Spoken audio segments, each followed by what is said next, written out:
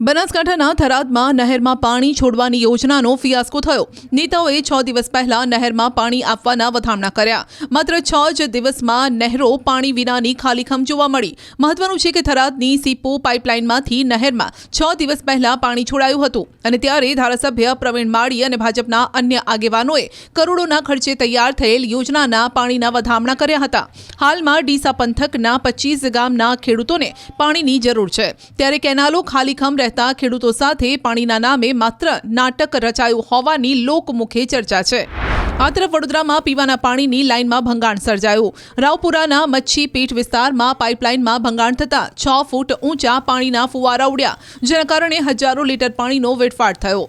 તંત્રની બેદરકારીના કારણે પીવાનું શુદ્ધ પાણી ગટરમાં વહી ગયું। એક તરફ નાગરિકોના પીવાના શુદ્ધ પાણી માટે વલખા છે, તો બીજી તરફ પાણીનો વેડફાટ થતાં તંત્રની કામગીરી સામે સવાલ ઊભા થયા છે।